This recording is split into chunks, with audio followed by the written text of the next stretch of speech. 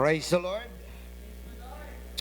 Praise God. And it's so good to be once again in the house of the Lord para po sa this is a special sessions, I would say, na hindi siya purely Bible study lang, kundi personal development na rin, no? Kasama na rin yung pagtubo natin at sa pagiging leader natin. So, napakaganda ng awitin na kahit anuman ang pagsubok na dumating, kapag kasama mo ang Panginoon, ito ay iyong makakayanan. Praise the Lord. And in fact, mas gusto ng ating Panginoon na sa mga panahon na parang wala ka nang magawa, gusto niyang sa Kanya ka magtiwala. At yan po ang isang bagay na tinuturo ng salita ng Diyos. And siyempre sa araw na ito at sa gabing ito ay meron po tayong bagong lesson natin. And ito pala. And welcome to Apostolic School of Leaders. At ito po yung pangalawang module na po natin. And matapos po ito ay magbibigay na po tayo ng certificate. Kasi module po ito eh. So, siyempre, yung mga nakapasa lang at yung may perfect attendance, yun, may certificate sa leadership natin. So, kayong kauna-unahang makatanggap ng certificate mula sa Apostolic School of Leaders. And siyempre po, ay ito ay sana ang ating mapag-aralan dito ay malagay po natin, no, sa ating mga buhay and ma-apply po natin bilang mga leader. So, ang aking video na pinakita at pinasa itong hapon lamang ay summary ng ating pong development of a leader. And mahalaga po na mauna po tayong mag-develop bago po tayo makadevelop ng ibang tao. So, ngayong gabi, we are on the next level. And nauna na po na ang i-develop ang ating sarili. Ito ngayon, ang i-develop naman natin, yung mga tao namang kasama natin, no? At katabi natin. And tonight, bago po ang lahat, hingin muna natin ang kalooban ng ating Panginoon, praise the Lord, para bigyan po ang ating kaisipan ng malinaw at masabi po natin receptive na klase ng pag-iisip at ito lahat ay dahil sa ating Panginoon. And let us all stand for a while and let us ask the presence of God to teach us and to lead us. In the name of the Lord Jesus Christ, Heavenly Father, we praise you, Lord. We thank you and we bless your name. Salamat, Panginoon, sa pagtipon mo sa amin. Maging sa mga naka-online na mga kapatiran at mga leaders, Panginoon, nawa ang aming pag-aralan ngayong gabi ay malaking tulong sa aming pag-grow at sa aming paglago bilang mga manggagawa, Panginoon. Lord, I pray that you will bless the mind, the heart, and send your Holy Spirit to teach us tonight in the name of Jesus Christ. Bless the people and your congregation and everyone that listens to this lecture in Jesus' name. Amen. Praise the Lord. You may be seated and God bless you. So we are on the second module and lesson 1 po ito. Introduction po natin, raising up potential leaders. So, ang kinukunan po natin ng libro actually ay mga aklat na ginagamit sa lahat ng leadership training, both in the corporate world, in the business world, and in the church world. So, yung pamumuno ang atin pong pinag-aaralan dito bilang, if you say you're a leader, ibig sabihin ikaw ay namumuno. So, raising up potential leaders, ang ibig sabihin kasi nito, naniniwala po ako na ang leadership, sometimes ito po ay namamana. At ito din po ay nasa dugo, no? Kaya nga sa ibang bansa, kagaya sa Europa, sa may mga monarkiya na pamumuno, ay mayroong hari, tapos yung hari, yung kanyang anak, ang papalit. So kagaya nung nasaksihan natin na si Queen Elizabeth ay actually sa Britanya, bihira po magkaroon ng reyna or babae na mamuno. Ang kaso, yung kanyang kapatid ay nag-abdicate. So nung nag-abdicate ang kanyang kapatid na lalaki, ay pinasa kay Queen Elizabeth. At mula kay Queen Elizabeth, siya ang nagiging isa sa pinakamatanda at pinakamatagal na namuno sa Britanya. At mula sa kanyang anak naman na si King Charles ngayon. No? So, naglilipat-lipat.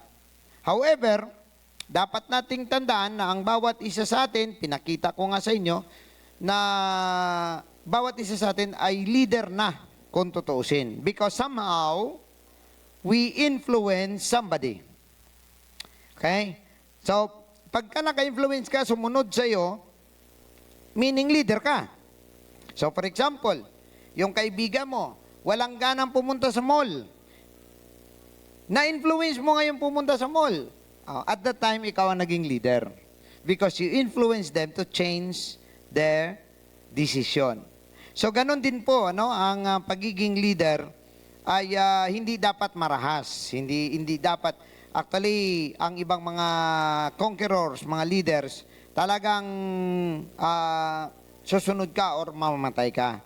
Which, sabi pa nga nila, by the tip of the sword, ang pamamaraan.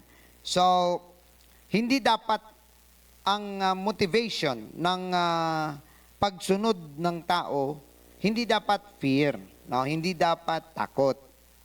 Dapat naintindihan niya bakit. So, that's influence. So, bilang leader, hindi mo kailangang i-impose ang iyong sarili. Hindi mo kailangang mag-demand ng mga bagay na gusto mong ibigay nila sa isang leader.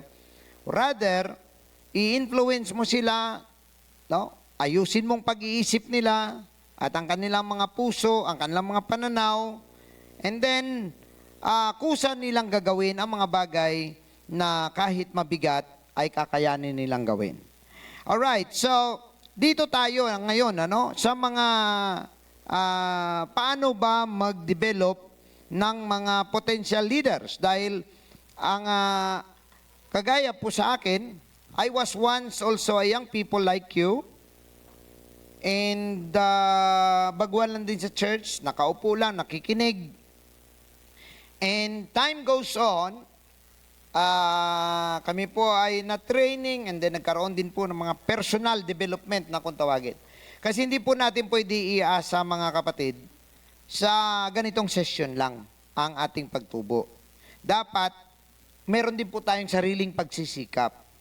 So personal development, ang nangyari po kasi noong unang panahon, wala pong mga internet, wala pong cellphone, wala pong laptop, and talagang ang kailangan mo ay maghanap ka ng libro, physical book, and then ipaputocopy, hiramin mo, photocopy, and then yun ang basahin mo. Ganon dati. Alam nyo ba dati na kapag nag-aral ka ng isang preaching dati, ang mesa mo puno ng libro. So, nandito yung Bible mo na King James. May isa kang Bible na dialect. Pwedeng Tagalog. Pwedeng kung Ilocano ka, Ilocano. Kung Bisaya ka, Bisaya. Kung Ilonggo, Ilonggo. And then, meron kang concordance. So yung concordance na yan, yun ang hanapin mo ang isang word, ibibigay sa iyo yung mga verses. At hanapin mo ngayon sa iyong Bible. And then, meron ka pang mga supplements, kagaya ng makakapal yun mga ganito kakapal yun. Meron ka pang treasury of scripture knowledge, meron kang dictionary, and then meron kang mga commentaries. Yan. So puno yan ang ang mesa. No? At ilan lang kalibro yun. Samantala ngayon, pag nag-aral ka actually, ay isang isang iPad, isang tablet, pwede na. Isang laptop, pwede na. Maliit lang. Kumbaga, kahit nga sa cellphone, pwede na eh. Oo. So, unfortunately, kahit na available sa atin ang lahat ng mga resources, kung hindi natin ito ginagamit at hindi rin natin ito pinag-aaralan kung paano gamitin, wala rin silbi. No? Parang ang nangyayari po niyan, may F-16 ka na, may missile ka na, may mga howitzers ka na kanyon, may mga Armalite ka. Ang problema, wala ni isa dyan ang alam mong gamitin. Hindi ka naman makapalipad ng eroplano. Hindi mo rin alam yung mga kanyon. So kahit gaano kalakas ang iyong masabi po natin, yung mga armas mo or mga ammunitions mo, walang silbi. Ayan. So minsan, mas okay na lang na kutsilyo. At least alam mo kung paano gamitin ang kutsilyo. Di po ba? Makakapatay pa ng kalaban mo. Kaysa meron ka namang Armalite, tapos hindi mo naman alam. Akala mo panghampas na lang yan. Yan. So, yun po ang isang bagay na dapat sa ating mga sarili, sa availability ng ating mga resources, dapat marunong po tayong gumamit. Now, matapos po ang module na ito, ay magkakaroon po tayo ng ilang sessions para gamitin. Paano gamitin ang mga Bible apps? Sino sa inyo ang kabisado nyo ang eSword? Wala. eSword, Olive Tree. Wala rin. So, ang kagandahan, kagaya ng eSword, Bible, cellphone lang, pwede na, tablet, laptop, iPad, okay? So, mag-download kayo, at mas maganda, yung may bayad na, $199 lang naman. Kasi para medyo maganda yung lalo na sa iPhone, ang alam ko may bayad sa iPad yung Apple Store. May bayad. So, ituro natin yan para malaman ninyo paano gamitin ang isang, kahit isang application lang. No? So, actually, ito yung kulang sa Bible School Yung hindi na ituturo yung paggamit ng mga Bible apps. Although nagturo ako ng unang batch. Tama? Pero hindi ganun ka-detalye, pero kayo na lang nagdiscover.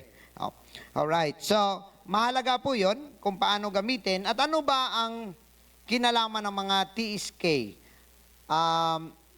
Treasury of Scripture Knowledge. So, paano mo gamitin yon? Ayan.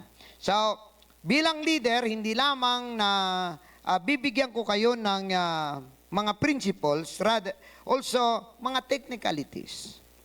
Paano tayo mag-research? And then, at the same time, kung meron kayong nakitang isang bagay na gusto ninyong i-share, paano ba natin ma-make sure na ito ay hindi fake news? So, anong gawin mo? Ayan. So, medyo ituro rin po natin yan, no? At yung sa mga multimedia po natin, ituturo po natin. Kasi, kagaya po sa akin, ang aking mga tinuturo, lalo na sa end times, marami po kasing gawa-gawa lang. And pag i-share mo na sometimes fake news naman pala. No? So may mga parameters po tayong gamitin para po tayo ay makasiguro at hindi naman po tayo magiging katawa-tawa. Alright. Now, bakit kailangan nating mag-develop ng mga leader? Well, bago po natin buksan ang ating text ngayong gabi, una sa lahat tayo'y tumatanda. Walang paurong dito. Ang utak lang umuurong. Ang ugali umuurong. Kasi bumabalik daw sa pagkabata eh. Pero ang edad hindi. At sooner or later, kahit gaano ka ka-healthy, you will rest in peace. So, ibig sabihin, hindi po pwede na wala tayong pasahan. At yun ang dahilan bakit nagsisikap po tayo. Isa sa inyo ay posibleng gamitin ng Panginoon. Sa mas malawak na ministeryo, dahil kailangan ang church hindi matigil, ang preaching of the gospel hindi matigil, ang pag-develop ng mga disciples hindi dapat matigil. Kapag natigil na yan, buong humanity ay magsasuffer because nobody would know the truth. So mahirap po na dumating po tayo niyan. Although sabi nga ng ating Panginoon, and this gospel should be preached to all nations, and then shall the end comes. Alright, ang mga leaders, sometimes nandyan lang yan, pero kung hindi mo sila ma-develop, nananatili silang isang precious stones na walang halaga. For example, mga kapatid, anong pinakamahal sa palagay ninyo na gem or stone? Diamond. Okay. Diamond. Sa mga bato, diamond ang pinakamahal. Mahal siya kung nasa kamay siya ng jeweler. Tama? Paano kung sa ilalim siya ng lupa? May presyo? Wala. Walang presyo. Nasa ilalim siya ng lupa, hindi mo nga alam kung saan siya eh. So kahit mahalaga siya, pero hindi siya na-discover. Hindi siya na-polish. Hindi siya nakarating sa tama niyang kalalagyan, wala siyang halaga. So lahat tayo treasures. At ang pinakamaganda rito, you allow yourselves to be developed. Yung pinakamalaga. No? Inaalaw natin ang ating mga sarili, nagsasacrifice tayo. Everybody, sacrifice for development. Wala pong magde-develop na wala pong pawis. Kailangan mong pagbigyan ng time. Kailangan mong pagbigyan ng kalakasan mo. Kailangan mong pagbigyan ng oras mo, mga kapatid, para ikaw ay ma-develop. Now, sa church, may mga pinapadala ang Panginoon kagaya ninyo. Kagaya ko rin. Pinadala rin ako sa church. Na-convert din ako. I was second year in college when I was baptized. And I was 18 years old at the time. Nung ma-convert ako. So just like you, na-convert din sa Panginoon. And then, ngayon nakikita ninyo, several decades later, here I am and teaching you and sharing what I've experienced. So ako dati ay kagaya ninyong umuupo din at merong isang pastor at mentor na nakatayo para mag-training, magturo. And so ngayon, ako naman dito, kayo naman ang pinadala ng Panginoon. Darating ang araw, kayo naman dito, at may bago namang darating. So that's the cycle of success and growth. So, for example, kung hindi namunga ang mga mangga, palagay ninyo may mangga pa ngayon? In 100 years, for example, mulong 100 years ago, 1900, lahat ng mangga hindi namunga. Walang bunga ang lahat ng mangga. Eh ang mga mangga, kung minsan 40 years, 50 years, mamamatay na yan kasi nauuka yan eh. kung wala siyang bunga, edi ubos. So ngayon, tayong mga generation, hindi na natin alam kung ano itsura ng mangga. Yun po yung mangyayari. Kapag tumigil po tayo sa pag-training, kapag tumigil po tayo sa pag-aaral, darating ang araw, wala pong susunod na generation. Ang isang malungkot ngayon sa world missions, ang average ng mga missionaries ay patanda ng patanda. So, walang mga young people. So, ang average yun. So, meron din young people, mangilan-ngilan. Dati-rati, lahat ng mga missionaries, bago mag-20, nagmi-mission. Bago mag-20, missionary. Ngayon, 40 years old, pinipilit. Magmi-missionary pag 60 na. Kasi, retirement na eh. So, walang desire sa puso. Yun po yung ating intention. Bakit po tayo kailangang mag-training ng mga bagong leaders? At dapat ilagay po ninyo sa inyong kaisipan na hindi lang po ito basta attendance na nandito or basta meron lang tayong gathering. Ito po ay paghahanda sa susunod pang mga taon ng inyong ministering. So, habang hinaayos kayo, hinahanda kayo, naghihintay tayo ng inyong kahinugan na tinatawag.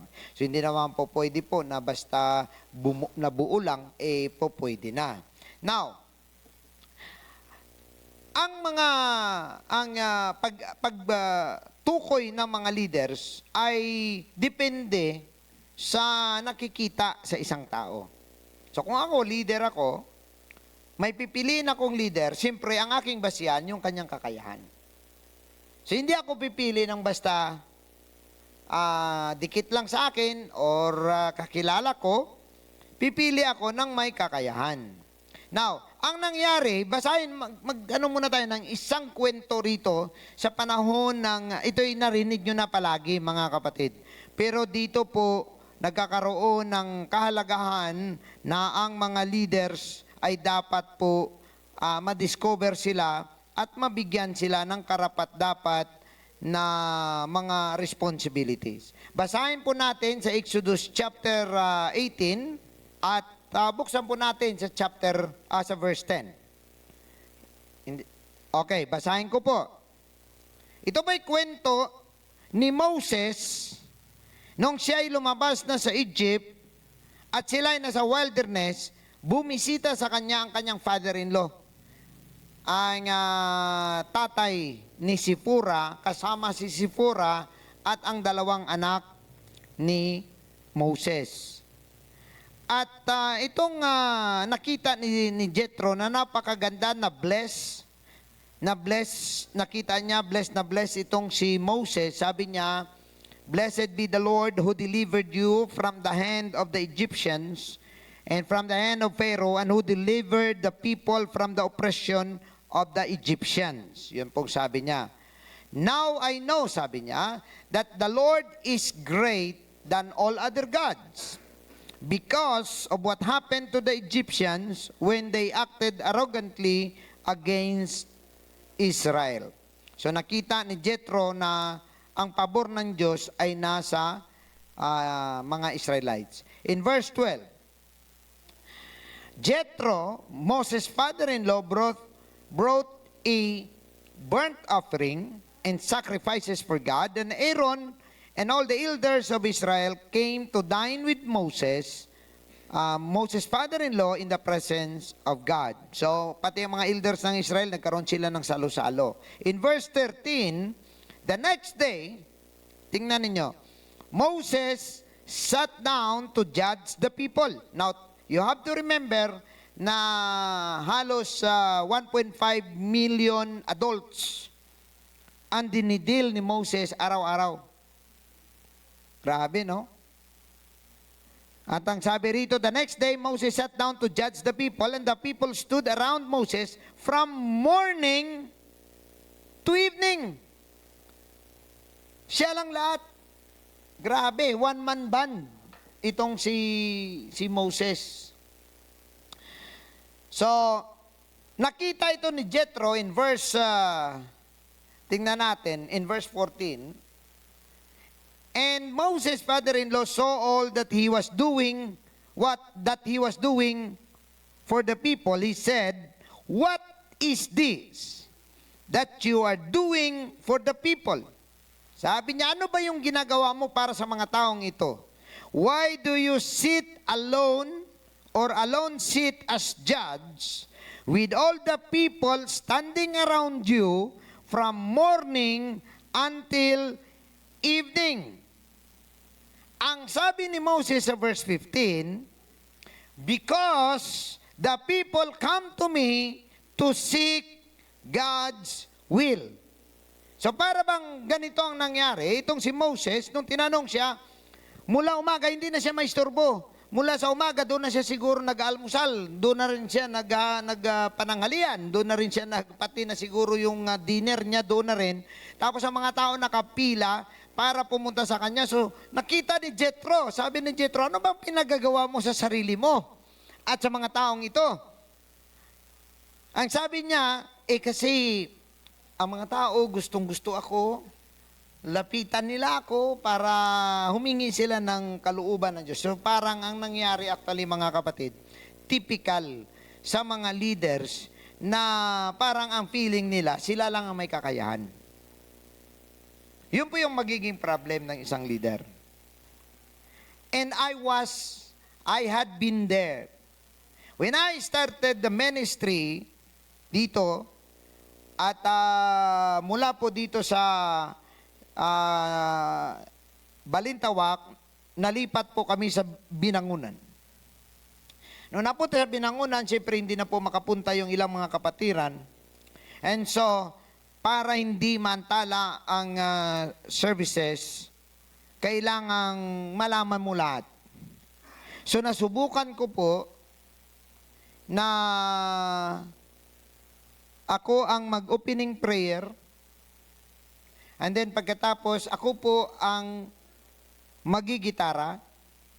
Then ako din po ang song leader. Pagkatapos, ako din ang offering leader. And then pagkatapos, ako naman ang preacher. Pagkatapos ko mag-preach, kukunin ko ang gitara, ako naman ang altar call leader. Pagkatapos, habang bit-bit ko ang gitara, umiikot ako para mag-encourage. One-man band. Nasubukan ko po yun. Pero, dahil nga na kailangan mag-develop ka ng iyong sarili, nagbabasa ako, isang bagay ang nagbukas ng aking kaisipan. Kasi ang akala ko before, na sana may taong dumating. No? So, minsan kasi may time, si Pastor Arnel kasi dati ang gitarista. So, may time na minsan hindi siya makapunta. Or minsan naman, may mga, alam nyo naman yung Binangunan, ang daming barangay na nakahilira sa isang highway lang. Pag may piyesta ang isa ngayong buwan, sa sunod na buwan, ang isa naman may piyesta. Sunod naman. So, may time talaga na darating sila, late. So, wala kang magawa talaga. Sa'yo talaga lahat sa one-man band. And then, may pakiramdam ako na walang may kakayahan para mag-MC. Ang pakiramdam ko, parang hindi pa sila po pwede mag-leader. Mahiyain sila, parang wala silang alam sa Bible, parang hindi nila kayang magpaliwanag. Yun ang pakiramdam ko at the time. So nung nagbasa ako ng mga libro, ang sabi ng nakasulat, if you want to grow, train. Kung gusto mong tumubo, lumago, mag-training ka ng tao. Yun ang nakasulat sa libro. So ang ginawa ko, nagkaroon kami ng ganitong session every afternoon pag Sunday. Turo ng turo. Pagkatapos, dahil pagkahapon, hindi umuwi yung mga kapatid, pag mula sa umaga hanggang maghapon na yung gabi na yan sila uwi. Ang ginawa ko, ang isa ay parang mock service lang eh. Parang ganito lang, kasimple ang service. So, may MC rito, so nagtitraining ang MC, ang isa sa mga tinitraining nag-MC, and then ang isa naman magsusong leader, ang isa naman mag-praising leader. Siyempre, ang pinaka-preaching, yun yung turo. Alam ninyo, sa loob ng mga 6 na buwan, doon ko nakita, lahat pala sila pwede mag-MC. Lahat pala sila pwede magiging leader. Offering leader, praising leader, prayer leader, pwede. At doon nagsimula. So minsan, may mga maling pag-iisip ang pastor. Na akala mo, wala siyang kakayahan kasi mahiyain, parang tahimik, hindi naman nagsasalita. So paano siya magsalita rito? Kasi ayaw niya nga magsalita. Oh. Pero mali. Mali pala.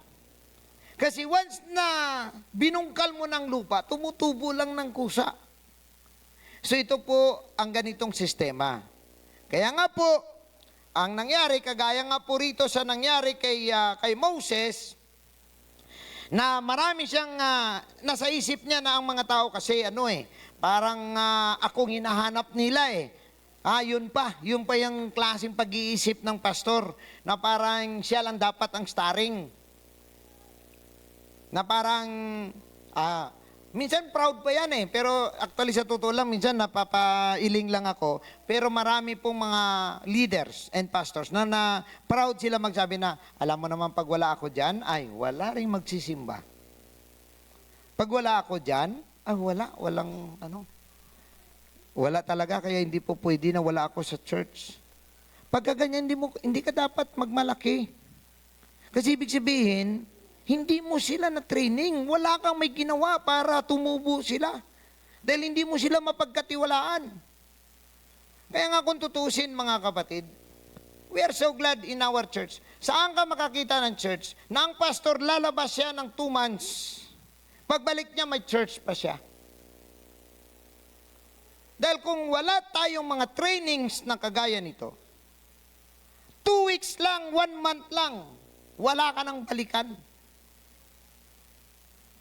So yun po ang pagkakaiba. If we want the church to survive, we must train people. And so, ang nangyari dito, sabi ni verse 16, sabi ni Jethro, sabi ni Moses, when they have a dispute, it comes to me, and I decide between a person and his neighbor, and make known the statutes of God and His instruction. So para bang ako lang gumagawa nito kasi hindi naman kaya ni Aaron to, hindi naman kaya ni Joshua to. Ako lang talaga. So sabi ng father-in-law niya, what you are doing is not good. Mali. Nakakalain mo yon? Ang father-in-law niya pa ang magsabi sa kanya. At kung tutusin dito, take note, si Moses at this time, about 85 years old. About 85 years old na. So, 80, more than 80 na si Moses dito. And marami na siya dapat karanasan. Galing na siya sa Egypt. Mahaba ng kanyang pero yung attitude at mindset ni Moses, yun ang may problema. Ang mindset niya, ang feeling niya, siya lang may kakayahan. Yun ang problema niya. Kaya bilang leader, dapat papalitan natin ang mindset natin. Ang mindset natin na hindi lang ang tayo dapat ang may alam. Dapat lahat ay natututo. Ngayon, maraming mga leaders na medyo masama ang kanilang karanasan at may mga dahil natuto na, nagrebelde, umalis, nagbuo ng sarili, hayaan mo na yon yung mga ganong klaseng mga tao. Kung meron man na lalabas. Pero ako naman naniniwala na kung tama ang ating pagtuturo, ang mga tao na yan, maintindihan nila na kailangan sila manatili. At dahil kapag nanatili yung tao, ibig sabihin, merong darating na ministering para sa kanya. Kaya ang sabi rito ni Jethro, itong katotohanan, you will surely wear yourself out. Sabi, mapapagod ka talaga. Ma-stress ka. Moses, ini-stress mong sarili mo. Both you and these people who are with you. because the task is too heavy for you, you cannot do it by yourself. Yan. So, hindi po pwedeng sarilinin mo na lang yung mga bagay-bagay. Kaya nga, di ba, natutunan natin nung last na kung leader ka, dapat marunong ka mag-delegate. Okay. Marami kasing issue rito sa delegation. No? Merong mga tao na nahiya silang mag-request. So, dahil nahiya sila, sila na lang gagawa. So, dito lumalabas na kailangan natin ng tinatawag na skill of delegation. For example, nanay ka sa bahay mo, ikaw lahat gagawa. Dapat marunong ka mag-delegate. Tama? Or else, sa'yo lahat. Laba, plancha, linis, saing, pamalingke, lahat. Pero kung meron ka mga anak na mga dalaga na, binata na, dapat na-delegate. Dapat marunong ka mag-delegate. So, ang delegation is an art. Dapat magaling ka mag-influence sa isang tao na gagawin niya yan na hindi siya ma-offend. Ayan. So, lalo na sa mga nanay, bawas-bawasan ang galit. Kasi ang galit, numero 1 magpatamad sa tao. Maniwala po kayo. Pag pinagalitan nyo asawa nyo, nagiging tamad.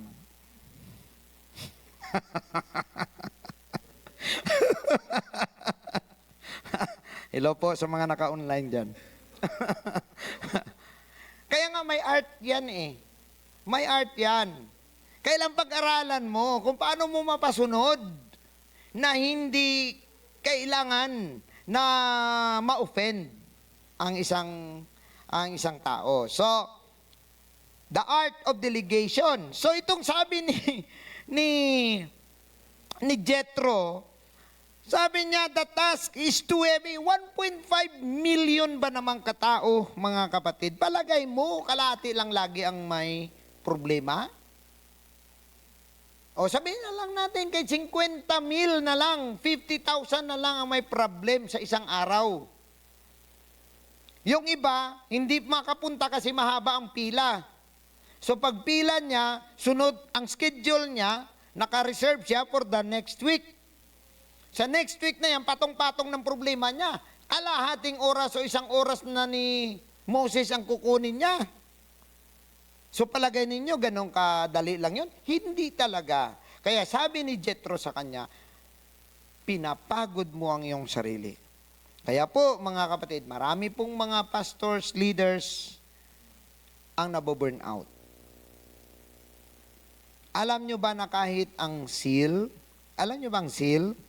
Alab, no? Yung alab mo sa Panginoon, nakaka-burn out din, masusunog ka rin.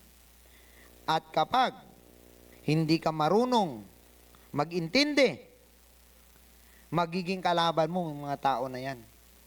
Kasi hindi sila makapantay sa standard mo. Kasi may seal ka eh. Yan. So mabuburn out ka, minsan masusunog ka ng sarili mong apoy. Maniwala kayo sa hindi, lahat, almost, siguro masabi kong 8 sa bawat 10 revivalist namatay sa depresyon. Revivalist yun ha. Namatay sa depresyon. Ilang buwan hindi lumabas sa kwarto. Pero, pag lumabas sila, merong lalapit, i-pray, gumagaling. Pero pagdating sa sarili nila, pag uwi sa bahay, ayaw nilang lumabas. Minsan hindi na kumakain. Pero mga revivalist po yun. Tingnan ninyo si Spurgeon, namatay 56 years old. The Prince of Preachers, namatay 56 years old. Yan. So, makita natin mga kapatid, na merong binibigay sa atin ang Diyos ng kaalaman. How to take care of ourselves.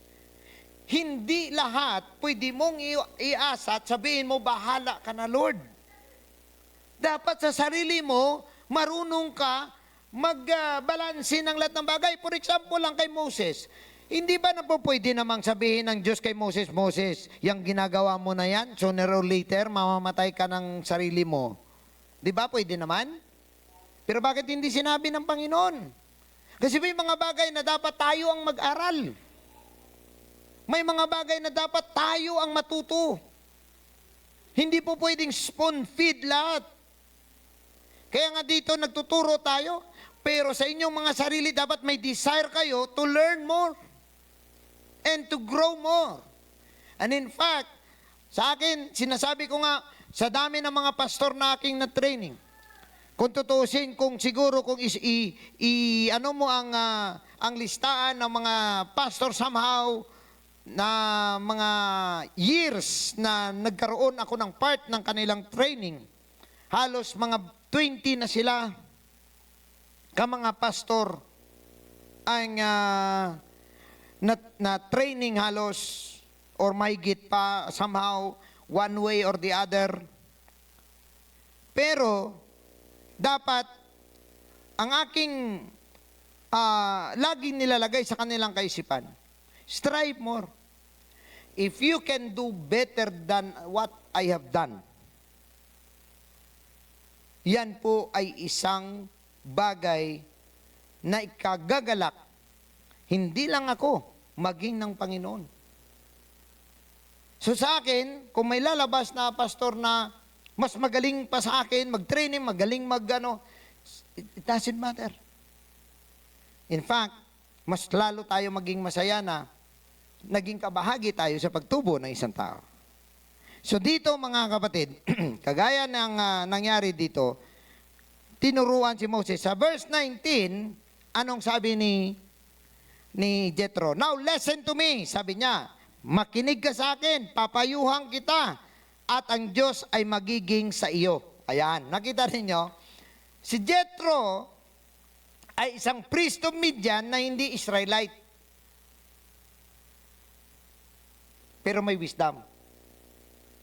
Kaya nga po, mga kapatid, hindi porke hindi siya wanes, hindi mo na pag-aralan yung kanyang mga sinasabi. Minsan may mga pastor po kasi, pasintabi lang po, may mga pastor po kasi na ayaw nila mangialam sa mga books pagka Trinitarian ang nagsulat.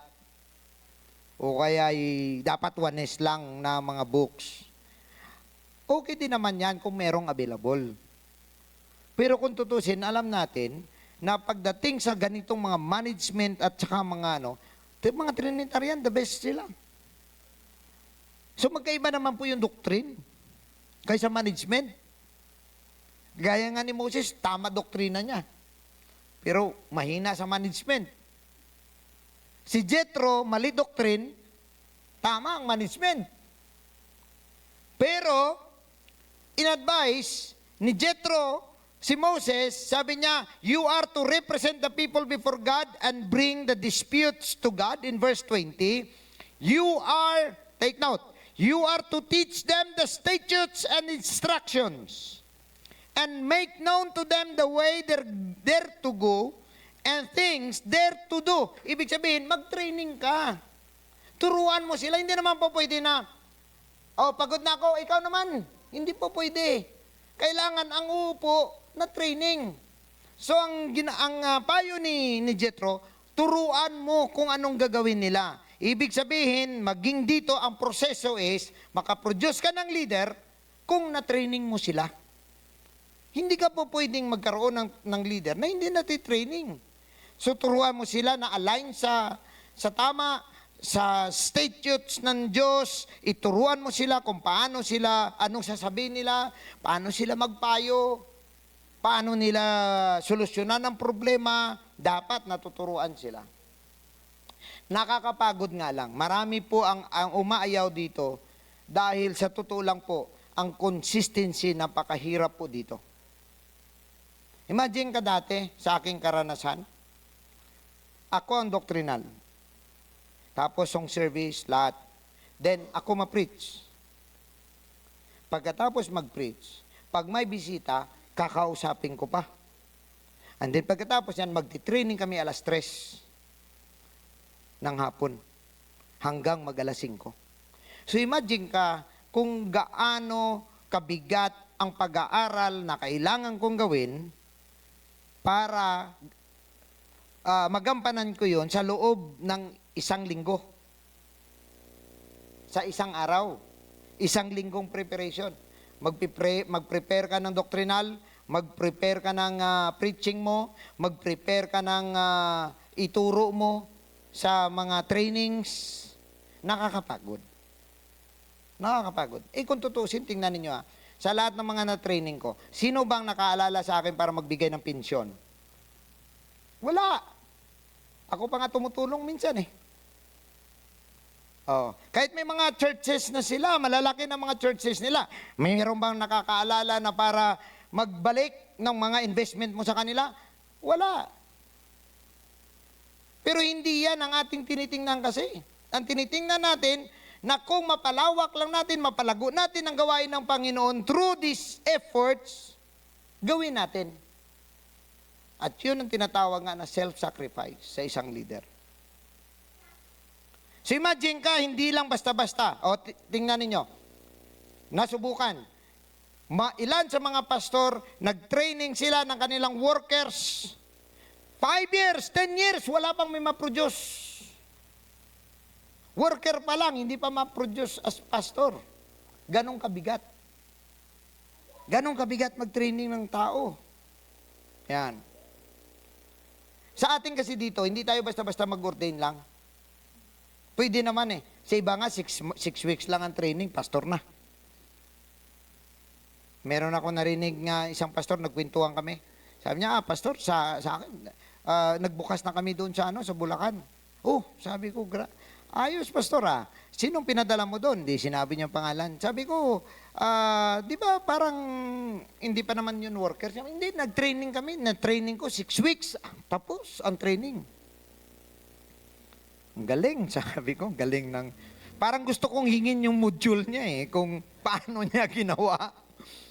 Itong problema.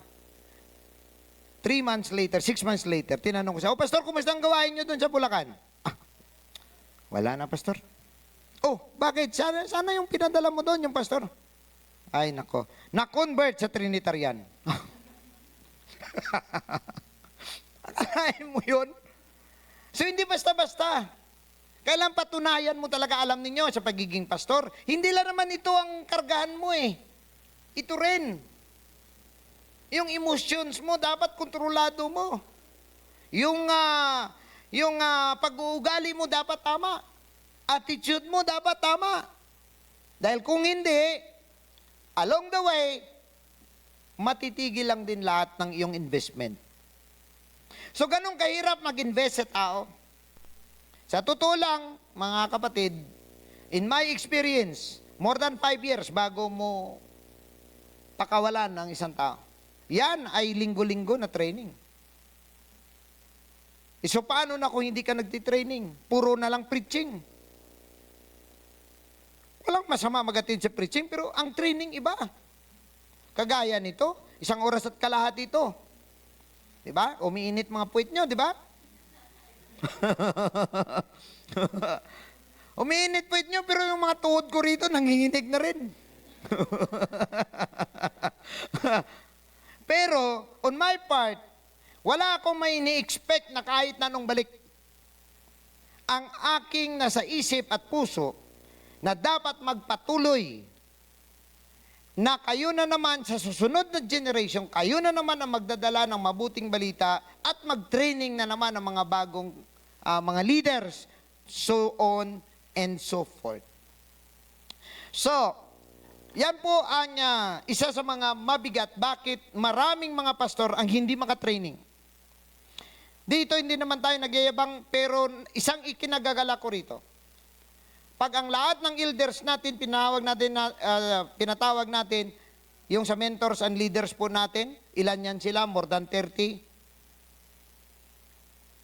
Lahat yun pwede mag-MC. Tama? pwede maka-MC. Pwede maka-prayer leader, pwedeng praising leader. Ibig sabihin, naka-ready sila. Pero yan ba'y kusa lang? At magpasalamat tayo ng pinadala sa atin ng Panginoon, mabubuti at magagaling talaga? Lahat? Hindi. Dahil lahat ng pinapadala, makonvert, raw material. Oh. Kaya, yung first name mo nga, brother, nakalimutan ko lang. Si Brother Christopher. Anong natapos mo, Brother Christopher? Business administration. Tama? Palagay mo, pwede magpastor si Brother Christopher? Kagad? Nakatapos siya. May postura si Brother Christopher pagka tiningnan mo.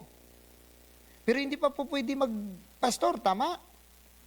So, ibig sabihin, kahit may kurso, raw material pa rin. Kailangan pa rin i-mold kasi iba itong klase ng ating calling.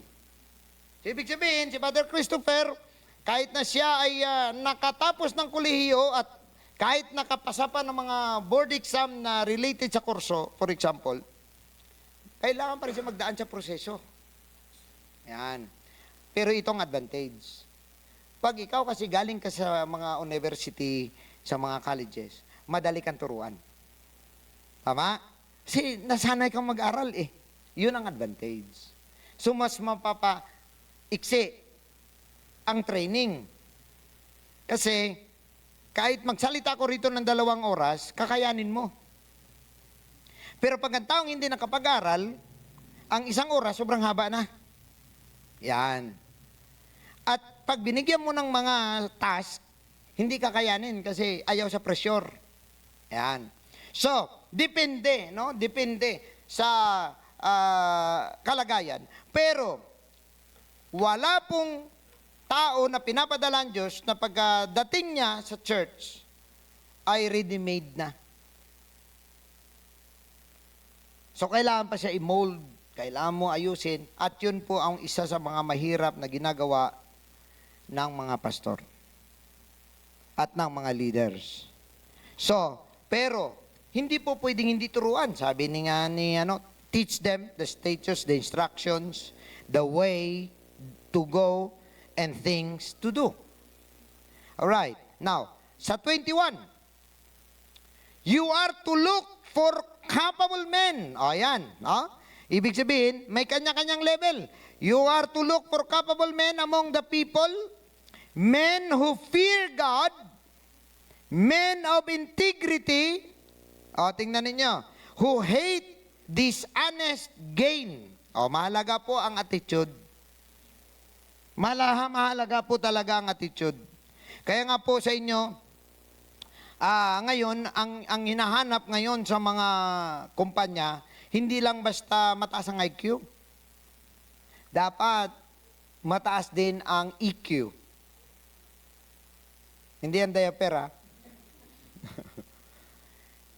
Emotional quotient. Kasi ang taong emotional, mabilis ma-offend. So kahit gaano siya katalino, pag na-offend siya bigla, tapos lahat. Ang galing-galing niya, napakagaling niya. Pagkatapos, sasabihin ng boss, ba't mali itong ginawa mo? Hindi mo ba napag-aralan to? Di ba tinuturo din to sa inyo? Siyempre, sa tinga yun, yung mga ganong salita, parang iniinsulto ka ba? Hindi ba tinuro sa inyo yan? Di ba graduate ka? Tapos hindi mo alam to? Siyempre isipin mo, di alam. Sa'yo na yan. Resign kinabukasan. Kinabukasan, naglalakad ka na kung saan ang may vacancy. Ang emotion, alam ninyo, tandaan ninyo ito mga kapatid. There are times, mas maganda na matrim down ng ating mga emotions. At the only way na matrim down yan, dadaan yan sa lagari.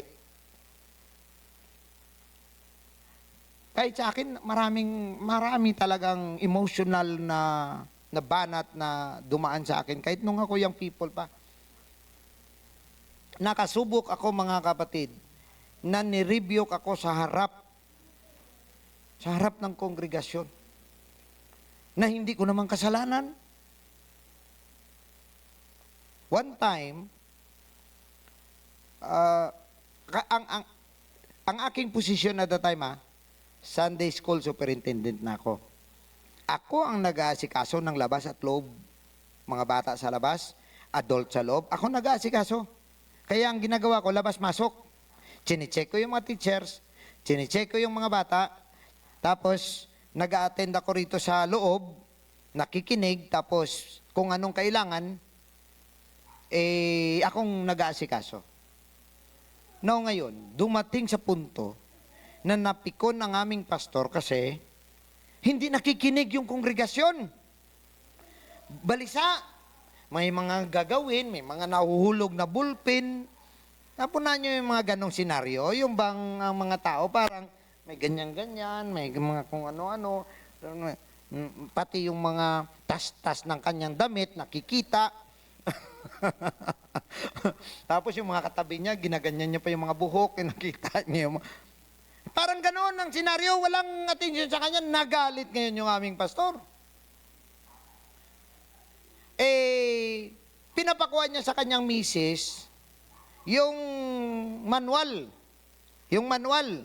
na ituturo niya, pero galit na siya. Ito naman ang si sister, yung siyempre, yung asawa ng pastor namin, akong inutusan. Nakaupo ako nakikinig. Akong inutusan, sabi niya, Brother Alan, kunin mo muna yung dun, yung chart. Yun daw ang ituturo ni pastor. Di tumayo ako ngayon. Abay, ako nakita. Ang sabi sa akin, upo! Isa ka pa! Para kang, hindi mo malaman kung ano gagawin. Para mamutla ka na, para kang malaglag ang lahat ng mga, pati mga, parang pakiramdam mo talaga umikot ang mundo sa kahiyan na, imagine lilingon lahat sa'yo na wala ka namang may ginawa kung tutusin. Tatayo ako para may kukunin na kailangan niya. Pero never ako nagreklamo sa kanya. Hindi ko lang makalimutan kasi yun talaga nasaktan ako. Oo, kasi ang feeling ko kasi ginagawa ko lahat Ginagawa ko lahat. Labas, loob. Ginagawa ko lahat. Tapos gaganyanin ako. Ito pa, nangyari sa akin. Ilang beses ako sinabihan na sa susunod na linggo, i-ordain kita as pastor. Kaya ako naman, wala ako kung magpastor o hindi, wala akong okay. Sumunod na linggo, hindi nangyari yon. 3 beses nangyari yon. Pero hindi ako nagreklamo kahit na parang sabi, magpapastor na ako. Ba't wala pa rin? Sa akin, wala. Dahil nilalagay ko, kung anong kalooban ng Diyos, yun ang masusunod. So kung hindi man panahon, kahit sinabihan ako ng tao, hindi panahon, it's fine. Hindi ka dapat sumama ang loob. Kasi sometimes pala, pinapadaan ka ng Diyos sa mga ganong klase dahil baka may problema ka dyan. So anong nangyari? Malaking naitulong sa akin. Dahil dumaan pa rin ako sa mga ganong klaseng sistema sa buhay, pero hindi na ako na-offend. Masaktan ka man, pero kaya mong i-control. Kaya mong i-contain ang offense. So kung hindi ka dumaan doon, anong mangyari sa'yo? Kaya minsan marami ng ayoko sa pastor na yun, grabe naman yan. Ganito ba naman sinabi sa akin? Sa totoo lang mga kapatid, baka kailangan mo kasi yan. Kaya ka napagsabihan, kasi kailangan mo yan. Alam mo kung anong purpose ng Diyos? Kasi may nakikita siya, baka gagamitin ka niya. Hindi ka niya magamit sa dulo, kasi hindi ka pumasa ngayon. So may kailangan kang ayusin. Yan. Kaya nga po, mga kapatid, Ang sinasabi nga rito, dapat maayos ang attitude, mga taong natatakot sa Diyos, mga men of integrity, ibig sabihin mapagkatiwalaan, faithful, na galit sa mga kasinungalingan or pangungutong. Actually, ang dishonest gain yan, pangungutong yan eh. Galit sa mga kutongiro. Sabi ni you are to set these men over them as officials. Take note May official na pwede sa 1,000. May official na pwede sa hundreds. May official na pwede sa 50s. At may official na pwede sa pang-10. Sa totoo lang, ang author ng small groups, si Jethro. Sinalo na lang natin yung kanyang technique. But that was 2,000, more than 4,000 years ago mula sa atin ngayon.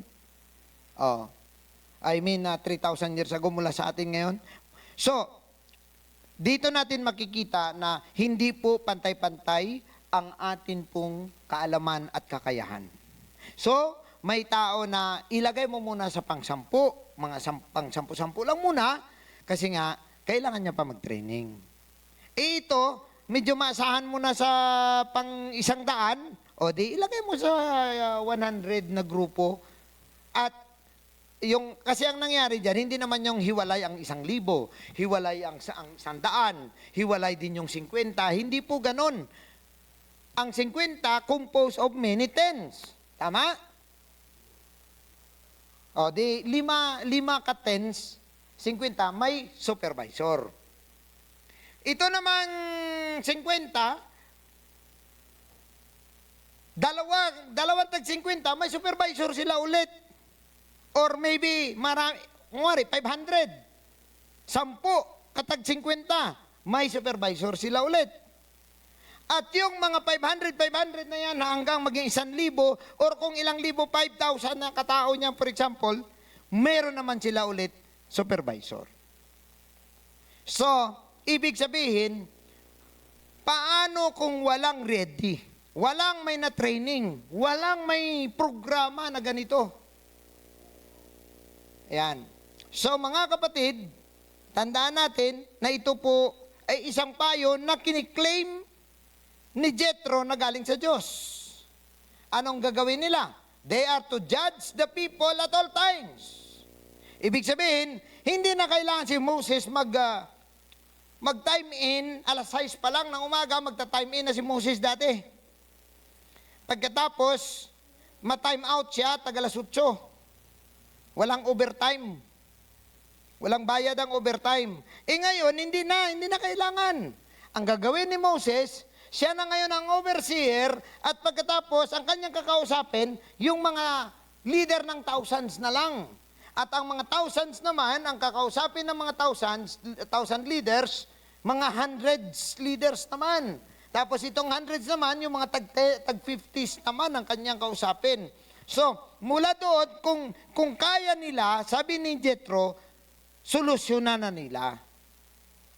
Pag hindi masolusyonan, saka iakyat kay Moses. So, si Moses ay nagiging Supreme Court.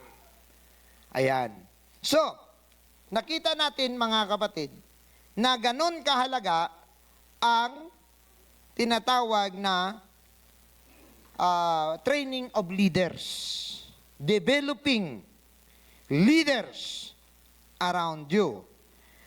Sa 23, sabi ni Jethro, if you do this, and God so commands you, you will be able to stand the strain. Stress po ito. And all these people will also go to their homes in peace. Kasi mga kapatid, imbis na pipila sila ng buong araw, pipila sila ng alas 8, ang makausap nila si Moses alas 3 na ng hapon, akalain mo yun na stress ng isang tao?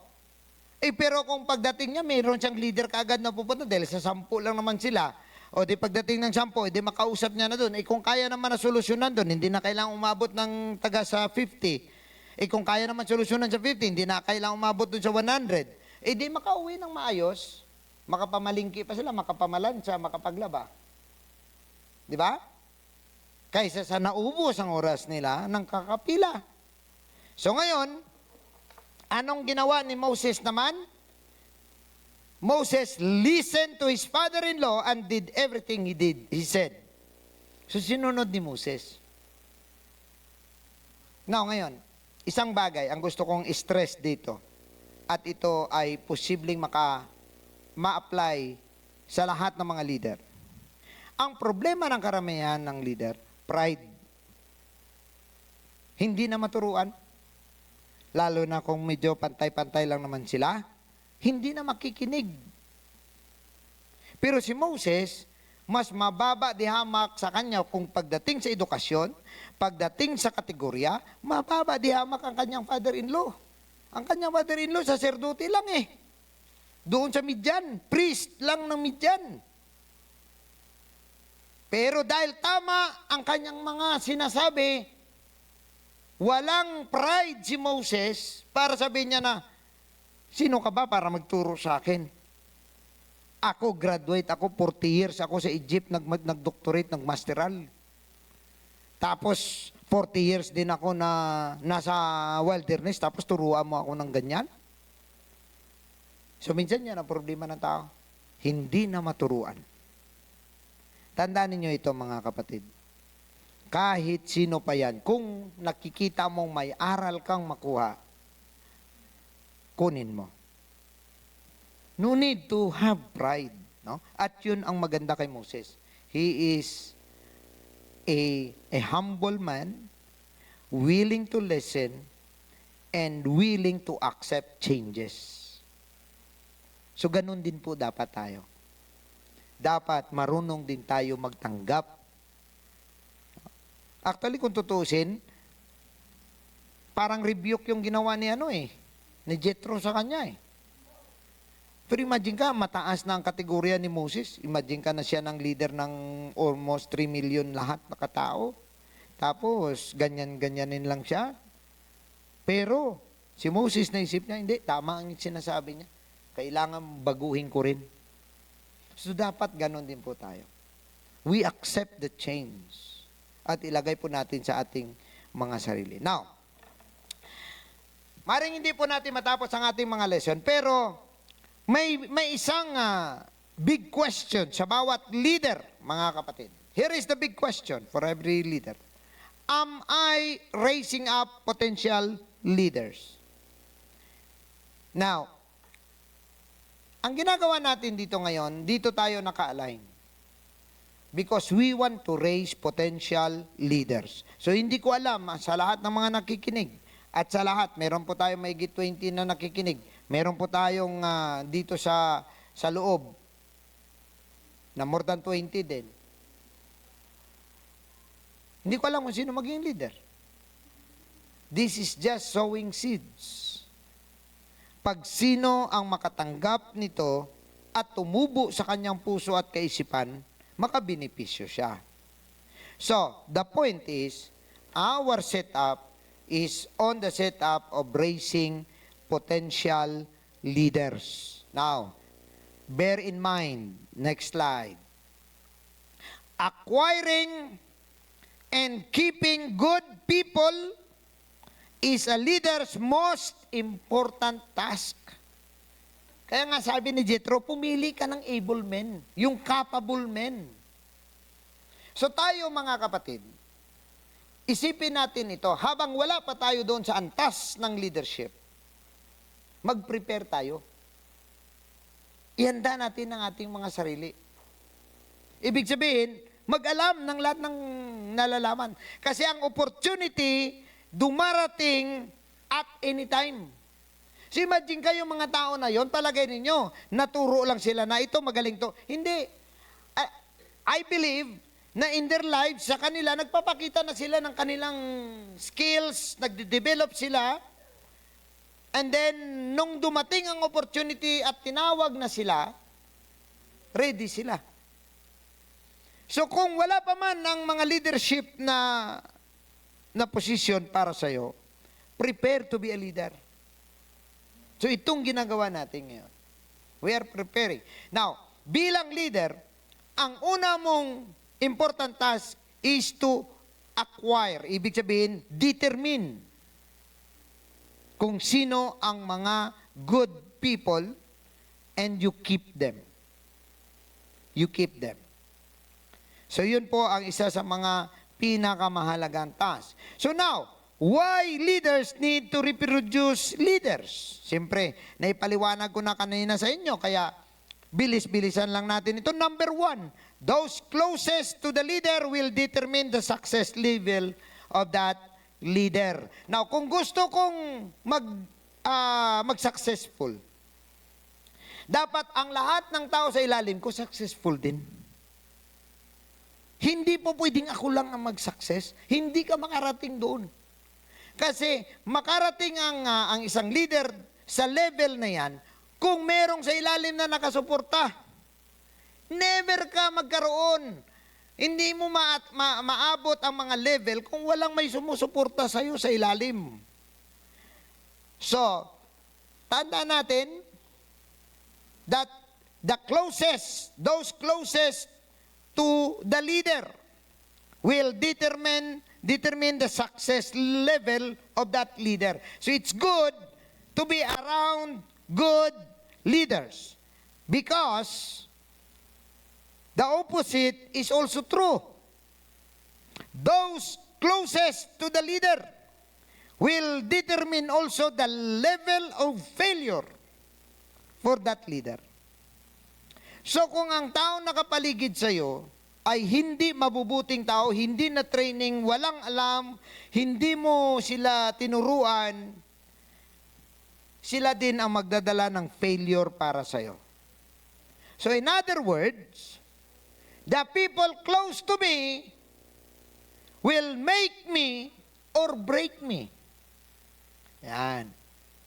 Kaya yung mga tao na malalapit sa atin, dapat sila ay dinidevelop po natin. Number 2, the organization or the church growth. Kasi pwedeng kasing organisasyon, pwedeng negosyo. Tandaan ninyo, ito principles, pwede sa negosyo ito. Kagaya ni Brother Christopher, business administration, tama? Ibig sabihin man yung management, parang ganon. So, pwede itong business growth, pwedeng organizational growth, pwedeng church growth. Anong sabi? The potential growth is directly related to its personnel potential. Di ba sa mga kumpanya, o sa kagaya kay sa inyong mga kumpanya ninyo,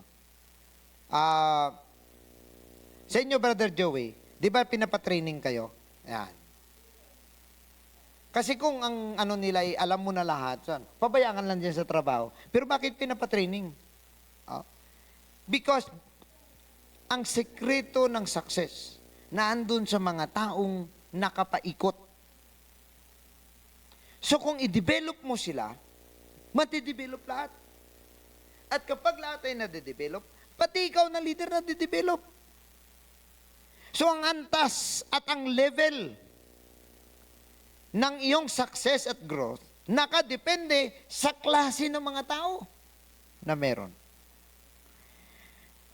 So that is why, sabi pa nga, grow a leader and grow the church or the organization or business.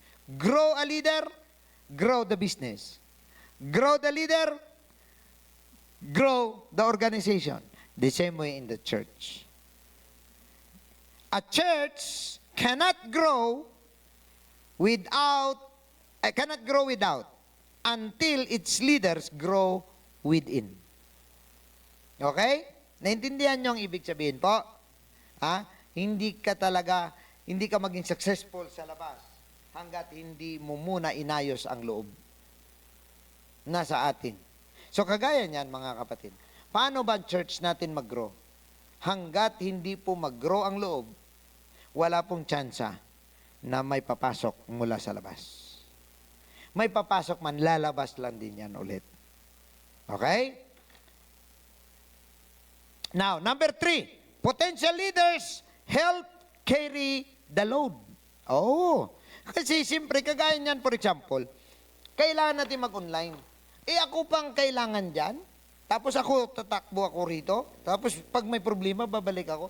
Tingnan ninyo ang nagagawa ng ating technical team. Palakpakan natin ang ating technical team.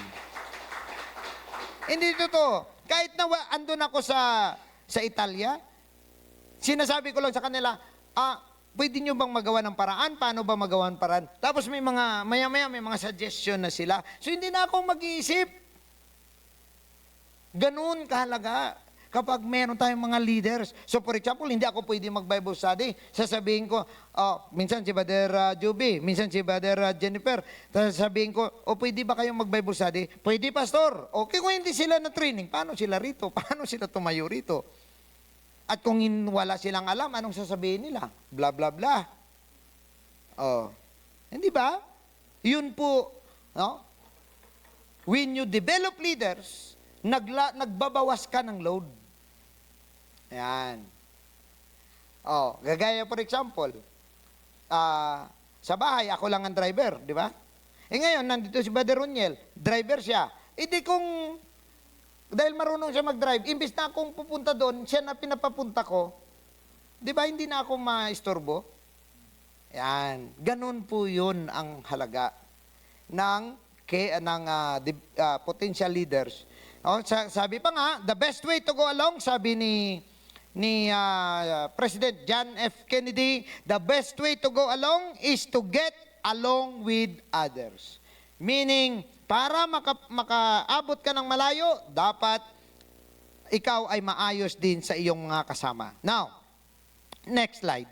Medyo maliit-liit yan, pero dapat ang pagkapanalo or ang growth natin is not based on competition. That is why I always reminded all churches that we are not competing with each other. Because if competition ang pumasok sa isip ng isang pastor, gusto niya malamangan ang isa, gusto niya malampasan ang isa, gusto niya patunayan na mas magaling siya, lagot na ang mabuting balita. Lagot na ang purpose ng Diyos. So kung makita natin dito, may pagkakaiba ang pagkapanalo na nagkakaisa at yung nagkukumpetensya. Anong pagkakaiba? Tinitingnan dito sa kompetensya, tinitingnan ng iba ang mga kasama niya bilang kakompetensya rin. Ibig sabihin kalaban. Pero kung nagkakaisa, they look at others as friends and brothers and sisters. Okay? Now, ang mahilig sa kompetensya, they concentrate on themselves. Pero ang mahilig sa cooperation, they concentrate on others. Pagka mahilig ka sa kompetensya, you are suspicious of others. Pero kung mahilig ka naman sa pagkakaisa, you become supportive of others. Sa competition, win only if you are good. Win if you or others are good. Ibig sabihin, hindi lang ikaw ang magaling. Sa kompetensya, pwedeng ikaw lang magaling, the rest hindi. Pero sa pagkakaisa at cooperation, pag mananalo kayo, hindi lang dahil sa iyo, kundi dahil din sa iba. Now, winning determined by your skills. Sa cooperation naman, winning is determined by the skills of many. Sa competition, competitive spirit, small victory. Sa pagkakaisa at cooperation, large victory. May konting kaligayahan, pero much joy ang makuha ng cooperation. And there are winners and losers, pero kapag nagkakaisa, ang lahat ay panalo. Kasi sa kompetensya, may manalo, may matalo talaga. Okay? Kaya sa inyong youth camp, huwag kayong mag-isip ng kompetensya. Cooperation na lang. Ayun. Hindi, nagdaya siya. Hindi po pwede. Mga youth, ha? Be reminded. Alright, next slide tayo. Bilisan natin. No pastor or executive has ever suffered because his people were strong and effective. That is why I would like to make you all strong and effective sa Panginoon. Dahil kayo ay kabahagi ng pagdadala ng success ng ating ministries. Praise the Lord. Now, there are two of many ways that good leaders around you can help. Yung mga taong sa paligid mo. There are many ways, but there are two prominent ways. Number one, they can be our sounding board. Anong ibig sabihin ng sounding board? Pagka may mga pastors kang katabi kasi, pag may mga comments sa iba, hindi kaya sabihin ng member. Sinong magsasabi sa'yo? Yung mga kadikit mo. Kaya nila yun sabihin. So, kumbaga, yung dapat na iayos mo, dapat na ayusin, hindi makarating sa'yo kasi siyempre, ang layo ng gap. Pero kung nandyan sila sa pagitan, mula sa kanila, mapupunta sa'yo. So, maintindihan mo. Okay? Marinig mo at malaman mo. Number two, they also possess a leadership mindset. Ibig sabihin, kapag sila ang iyong mga kasama, alam mo na ang kanilang pananaw is all about leadership. Ang kanilang linya, leadership. Okay, number four. Leaders also attract potential leaders. So, ibig sabihin, pagka leader ka, ang mga leaders na iba, na-attract mo rin. Sabi pa nga, true leaders are able to attract potential leaders because, number one, leaders think like them. So sinasabi nga, birds of the same feather flock together. Ayan. So, kung ang grupo mo puro mga holdupper, sooner or later, holdupper ka. Oo. Pero kung mga winners ang kasama mo, sooner or later, maging winner ka. Kaya nga napakalaki ng advantage sa church di ba? Kasi nilalagyan tayo dito ng positive thinking.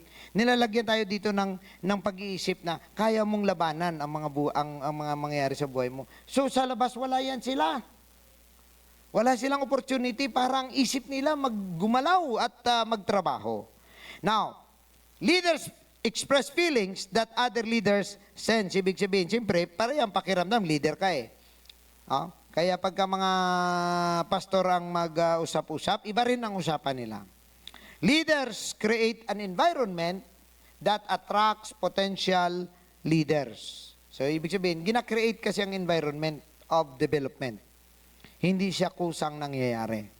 And also, lastly, leaders are not threatened by people with great potential. No? So, dapat kung leader ka, hindi ka dapat na insecure. Tanggalin mo. Minsan may mga time na parang gusto ng jablo, ilagay sa isip mo. May insecure ka kasi magaling siya sa'yo. Tingnan mo. Ikaw yung leader nila, pero tingnan mo, mas magaling pa siya sa'yo. No need. No need. Just be a leader. Just remain a leader. Yun lang. Don't be insecure. It takes a leader to know a leader, grow a leader, and show a leader. So, pag ako wala akong karanasan, ano ituro ko? Diba? Kung wala akong may pinagdaanan, ano ituro ko? That is why, ganun din po yan sa inyo. Ang inyong mga pinagdadaanan ay magagamit nyo rin para sa future na function or purpose ng Diyos sa inyo. Number 5, leaders who mentor potential leaders multiply their effectiveness. Anong ibig sabihin, mga kapatid? When people work for a common cause, they are no longer adding to their growth potential, they multiply. Alam naman ninyo pag multiply, di ba malaki? Alam nyo ba ang addition is just only equal to multiplication kung 1 on 1? Tama? Sino sa inyo nakaintindi ng 1 times 1? 1, di ba? So, matatalo siya ng addition pag 1 plus 1. Tama? Pero pag umabot na sa 2, 2 times 2, 4. Tama? Papantay na sila ngayon ng addition, 2 plus 2, 4. Pero sa pangatlong level, 4 times 4, 16. 4 plus 4, 8. Ayan. So kung ang mga mentors at ang bawat isa sa atin, no, nagde-develop tayo ng potential leaders. When I develop leaders, and then yung taong na-develop ko, mag-develop din ng leaders, nagmo-multiply tayo. Hindi nadagdagdag. Ang pagkakaiba ng pagdagdag at multiplication ay ganito. Si Brother Joey ay aking i-training. So nadagdagan ako ng leader. Tama? So si Brother John, training ko rin, nadagdagan ako ng leader. That's addition. So sunod na mga taon, magde-develop naman ako. So i-develop ko si Brother Christopher, i-develop ko si Brother Juby. Hindi nadadagan ako. Pero dapat, ang ilagay ko at i-instill ko kay Brother Joey, dapat maging leader din siya. Hindi lang siya na leader siya na para dito, kundi maging leader siya para sa iba. So anong mangyayari? So si Brother Joey, magde-develop din ng isa. Tama? So hindi lang si Brother Joey ang nadagdagan, nag-multiply ang aking effort because si Brother Joey ay nag-multiply ng kanyang sarili.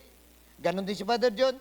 So, kapag titignan nating maigi, ang addition na sistema ng evangelism, ano ang addition na sistema?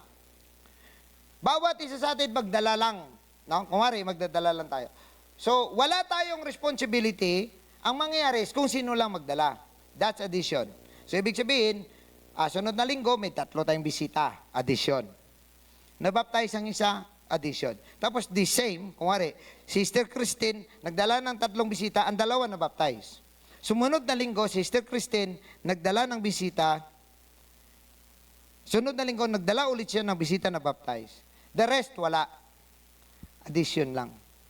Nadagdagan lang tayo.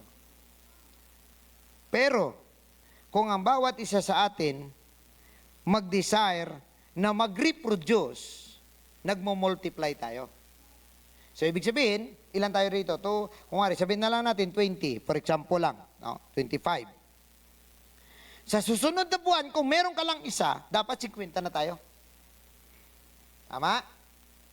Sa sunod na buwan, may dala kang tig-iisa, yung 50, magiging 100. Kasi may tag-iisa eh. Sa susunod na buwan, kahit tig-iisa pa rin, ang bawat isa may isa pa rin, anong mangyari? 200. Yan. Yun po yung pagkakaiba. Kapag tayo ay nag-develop ng mga leader. So, I develop somebody, somebody develop somebody, somebody develop somebody. That's multiplication. Okay? So, wala na po tayong oras. Pero sabi rito, develop leaders. Malapit na po tayo. Expand and enhance the future of the church or organization. So, ibig sabihin, mga kapatid, ang isang organization may have poor structure but great leaders, lalago yan. But great structure, poor leaders, hindi po lalago yan. Because ang pinaka-prime mover is not the structure or the system. It only aids growth, pero ang nagpapalago ay ang leader mismo. Mga leader. Right? So, sabi pa ni Napoleon Bonaparte, sabi niya, I would rather have a company of stags led by a lion than a company of lions led by a stag. Alam niyo ba kung anong stag? Usa. So sabi ni Napoleon Bonaparte, okay pa ako na isang kumpanya ng mga usa na ang namumuno ay leon kaysa isang grupo ng leon na ang namumuno ay usa. Ayan. So sabi pa nga ni Henry Ford, you can take my factories, you can burn my buildings, just give me my people, and I will bring my business back. So yun po, mga kapatid, na ang mga leaders na na-develop natin sa church natin, sila ang magbibigay, no, ng lakas at pagtubo sa ating mga churches. Now, most people produce only when they feel like it, but leaders produce even when they don't feel it. Yun po yung pagkakaiba ng leader sa ordinaryong tao. Sa ordinaryong tao, kung may kailan lang may gana. Pero kapag leader ka na, may gana ko sa wala, gagawin mo talaga. Amen? Number 7, at ito na po yung last, the more people you lead, the more leaders you need. So habang papalago ang church, parami ang leader na dapat. That is why we develop leaders because we believe that God will send us many souls. Kaya tayo, nagde-develop ng leaders dahil naniniwala tayo, marami pang mga kaluluwa ang ipadala ang ating Panginoon. So a leader's success can be defined as the maximum utilization of the abilities of those under him. Ibig sabihin, ang success ng leadership can be defined as the maximum utilization. Ibig sabihin, ang paggamit ng potensyal ng bawat isa. No? Hindi ka treasure. May halaga ka nga sana, nasa ilalim ka naman ng lupa. Hindi ganon ang success ng leadership. Mga kapatid, kailangan kang lumabas sa lupa, kailangan kang mapolish, kailangan kang mamold ayon sa kailangan para sa'yo. Praise the Lord. Kaya nga, sabi ni Andrew Carnegie, sabi niya, I wish, sabi niya, ng aking lapida ay may nakasulat na ganito. Anong nakasulat sa lapida na gusto niya? Here lies a man who was wise enough to bring into his service men who knew more than he. So, ibig sabihin, bilang leader, kung wise ka, dapat mag-develop ka ng tao na kahit na alam mo, mas higit pa siya sa'yo. Or mas magaling pa siya sa'yo bandang uli. It doesn't matter. Our desire as leader is to produce leader. And if they grow further, kaya nga, sinasabi ko nga, kung lalago man ang ibang mga pastors, mas lalo pa silang kilalanin, makilala sa buong mundo. Wow. That's the greatest achievement of a mentor. Amen? Hindi kaya proud yung unang trainer ni Pacquiao? Di ba? Ordinaryo man yun na klase trainer, pero siya, nagsimula sa kanya si Pacquiao, so si Pacquiao nandun na. So, actually, binalikan ni Pacquiao yung mga una niyang mga trainers eh. So, ibig sabihin, you are a part of the success of somebody. And that should be our thinking. And lastly, sa ating po pagtatapos, sabi ng Proverbs chapter 13 verse 20, whoever keeps company with the wise becomes wise. So choose your company. Piliin mo ang samahan mo. Dapat ang samahan mo mga positibong tao. Hindi yung mga puro negatibo, puro reklamo, puro na lang sama ng loob, puro. Wag mo silang piliin na samahan mo. Sabi ng Proverbs, he who keeps company with the wise becomes wise, but the companion of fools suffers harm. Kaya mga minamahal, it is a very good thing na nandito tayo sa bahay ng Diyos dahil ang mga kasama natin dito, mga taong may mga pananampalataya, mga taong may mga pag-asa, mga tao na positibo sa kanilang pag-iisip. Praise God! And as we all stand, mga kapatid, kaya nga, sa ating pong mga mahal na mga nanonood, piliin po ang mga taong kausap. Piliin ang mga taong kasama. Dahil pag sumama ka sa taong maliwanag ang tingin sa buhay, maging maliwanag din ang iyong buhay. Pero kapag sumama ka sa taong madilim lagi ang paningin, magiging madilim din ang iyong paningin. And so today, before we end, praise the Lord, let us worship and let us magnify the name of the Lord.